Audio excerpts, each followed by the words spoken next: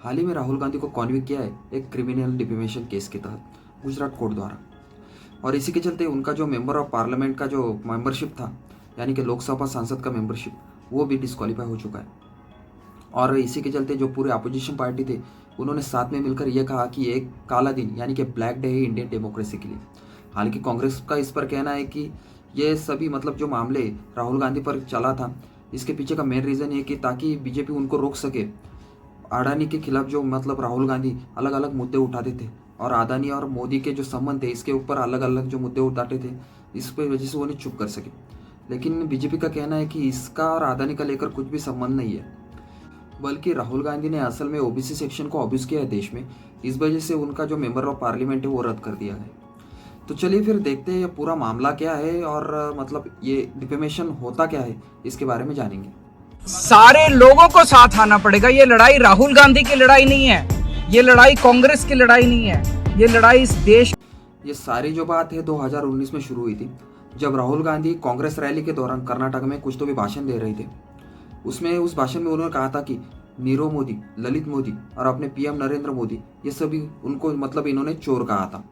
और ये पूरा जो मामला मतलब डिफेमेशन का केस जो इसी भाषण पर आधारित थी, इसलिए पहले उस भाषण में जब उन्होंने ये सभी सेंटेंस कहे थे, उसका क्लिप आपको देखना पड़ेगा। ये क्लिप ज़रा ध्यान से देखिए, तभी आपको आगे की बात जो है समझ में आएगी। अच्छा, एक छोटा सा सवाल, इन सब के नाम, इन सब चोरों के नाम मोदी मोदी मोदी कैसे हैं? नीरव मोदी, ललित मोदी, नरेंद्र मोदी, और अभी थोड़ा ढूंढेंगे तो और बहुत सारे मोदी निकलेंगे। इन सभी के नाम मोदी मोदी क्यों? मतलब इन सब तीनों जनों को राहुल गांधी द्वारा चोर कहा जा रहा है। इसी के चलते राहुल गांधी पर एक कंप्लेंट फाइल हुई और केस भी दर्ज हुआ कोर्ट में। ये जो केस दर्ज हुआ वो आईपीसी सेक्शन 499 और 500 के तहत दर्ज हुआ, जो डिफेमेशन से डील करता है। अभी डिफेमेशन सब का जो मीनिंग है वो ऐसा है कि आपके बोलने से किसी भी मतलब व्यक्ति की रेपुटेशन पे कोई भी इफेक्ट होता है, या फिर उसके रेपुटेशन को कुछ भी डैमेज आता है, तो इसी के तर्ज जो आपका केस मतलब फाइल किया जाता है उसे डिफेमेशन कहते हैं। अभी इंडिया में 2 टाइप्स ऑफ डिफेमेशन केस है। सबसे पहले जो आता है सिविल डिफेमेशन, और दूसरा है क्रिमिनल डिफेमेशन। सिविल डिफेमेशन मतलब इसमें आपको पैसे का फाइन लगता है जिसने भी आपके ऊपर डिफेमेशन का चार्ज लगाया हो। और दूसरा जो है क्रिमिनल डिफेमेशन, इसमें आपको सज़ा भी हो सकती है, और वो अप टू 2 ईयर्स तक रहेगी। मतलब और समझो सिविल जो डिफेमेशन है उसमें आपको जो पैसे पेड करने होते हैं सामने वाले व्यक्ति को, और क्रिमिनल जो डिफेमेशन है उसमें आपको सज़ा भी हो सकती है, और साथ में चाहे तो आपको जुर्माना यानी कि अप टू फाइन भी भरना पड़ता है। अभी राहुल गांधी जी के ऊपर 2 चार्ज लगे थे, जिसमें से पहला जो 500 आईपीसी 500 का जो चार्ज था, उसका मीनिंग ऐसा है कि राहुल गांधी जी को 2 साल की सज़ा भी हो सकती है, जो विद और विदाउट फाइन भी हो सकती है। और 499 का ऐसा दर्शाता है कि जो राहुल गांधी जी ने शब्द बोले थे वो पब्लिश किए जा सकते हैं, या फिर मतलब एक साइंस के तहत बोले जा सकते हैं। और बोले गए शब्द जो है ये दर्शाता है कि आपने नॉलेज के साथ साथ सामने वाले व्यक्ति को, उसकी रेपुटेशन को जितना भी डैमेज हो सके वो हिसाब से आपने शब्द सभी बोले हैं। अभी आपके सभी के दिमाग में यही चल रहा होगा कि इन तीनों मोदी में से किसी ने जो राहुल गांधी जी के ऊपर केस फाइल किया होगा, क्योंकि राहुल गांधी जी ने एलिगेशन लगाया कि ये सभी चोर, मतलब ये तीनों जो मोदी से ये चोर है। लेकिन ऐसा कुछ भी नहीं है। जो केस फाइल किया गया था वो इन तीनों मोदी में से किसी ने भी नहीं किया था, वो किसी अलग ही व्यक्ति ने किया था। ये जो व्यक्ति का नाम था वो है former BJP MLA and former minister of Gujarat Purnesh Modi ji ने। अभी आपके दिमाग में सवाल आएगा कि भाई इनका तो नाम तो नहीं लिया, लेकिन फिर भी इन्होंने कैसे उन पर केस फाइल कर दी? और इन सज्जन को मतलब तकलीफ क्या है भाई कि इन्होंने इनके ऊपर केस फाइल कर दी? इस सज्जन को क्या तकलीफ है भाई? और इन्हीं सारी बातों को लेकर उनका काफ़ी ज़्यादा मजाक भी उड़ाया गया।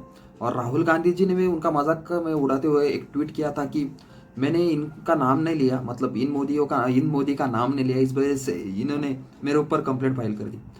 लेकिन आपने अभी वो जो मैंने आपको क्लिप दिखाई थी वीडियो चालू होने से पहले, अगर उसमें आपने गौर किया होगा तो इसी के तहत इन्होंने उनके ऊपर केस फाइल कर दी। इन्होंने अपनी कंप्लेंट में कहा कि राहुल गांधी जी सिर्फ इन 3 मोदी को ही नहीं, जो पूरी मोदी कम्युनिटी है, इंडिया में जितनी भी मोदी कम्युनिटी है, उन सभी को चोर कह रहे हैं। इसलिए मैंने कहा था कि वो क्लिप को आप ध्यान से देखिए, क्योंकि अगर वो पूरे शब्द आपको ध्यान में होंगे तो उसके ऊपर से काफ़ी ज़्यादा वर्ड्स बनाए जा सकते हैं और काफ़ी ज़्यादा मीनिंग उसके निकाले जा सकते हैं। इसी का एक मीनिंग बनाकर इन्होंने मतलब पूर्णेश मोदी ने ये कहा कि इन्होंने पूरे मोदी कम्युनिटी को कहा और इसी के तहत उन्होंने उनके ऊपर केस फाइल कर दिया। अभी चलो एक एग्जाम्पल के तौर पर देखते हैं। अभी मैंने कहा कि डीजल कार से एयर पोल्यूशन होता है। अभी इसका मतलब ये नहीं होता कि पूरे एयर पोल्यूशन का जो मेन रीज़न है वो डीजल कार ही। अभी इसी शब्द को मतलब इसी एग्जाम्पल को वो राहुल गांधी जी की स्पीच से कंपेयर करते हैं। राहुल गांधी जी का कहना था कि ये सारे चोर मोदी ही क्यों होते। इसका ये थोड़ी मतलब होता है कि सारे मोदी जो होते वो चोर ही होते। और बहुत से मीडिया वालों ने उसका मतलब गलत से जो पब्लिश किया। कुछ ने ये कहा कि ऑल थ्यूज आर मोदीज। किस मतलब न्यूज़ वालों ने ये कहा कि ऑल मोदीज आर थ्यू। लेकिन बीबीसी ने जब वो न्यूज़ अपनी पब्लिश की तो उन्होंने उसका ठीक से एक वो जो स्पीच थी वो पूरी बताई कि all this thieves are Modi. ये इसका रियल मीनिंग था, मतलब कि ये जो उन्होंने रियली ये स्पीच में कहा था। बहुत ही सीधे शब्दों में इन्होंने राहुल गांधी जी ने उन 3 लोगों पर आरोप लगाए थे जिनका नाम हमने सबसे पहले लिया और एक सिंप्लिसिटी बताई थी कि और अगर आप ढूंढेंगे तो बहुत से मोदी मिलेंगे।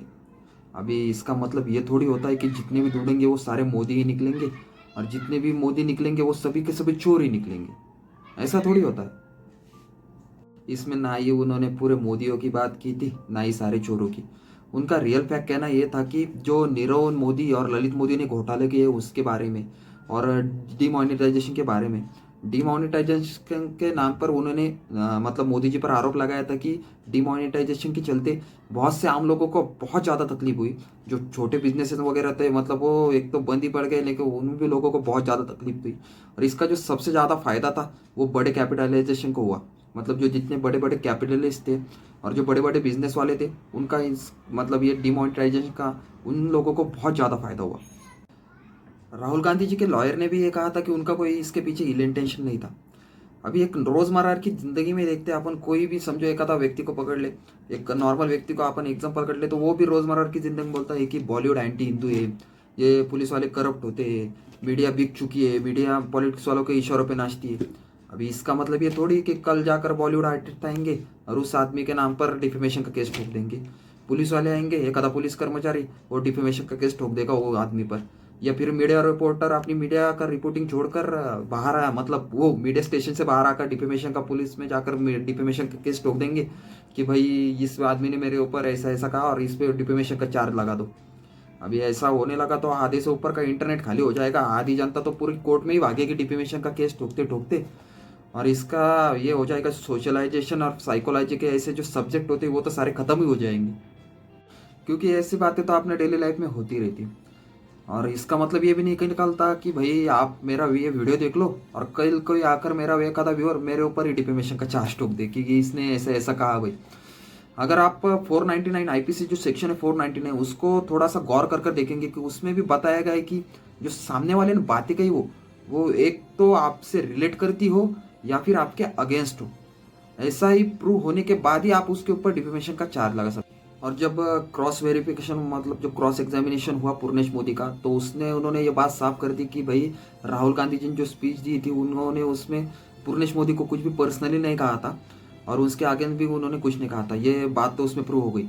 लेकिन फिर भी जो चीफ जस्टिस मैजिस्ट्रेट थे वो गुजरात कोर्ट के, उन्हें ऐसा लगा कि भाई राहुल गांधी के लिए इसके लिए कॉन्विक्ट है और उन्हें सज़ा मिलनी चाहिए, इसलिए उन्होंने अपने 168 पेज का जजमेंट निकाला और उसमें राहुल गांधी जी को सज़ा सुना दी।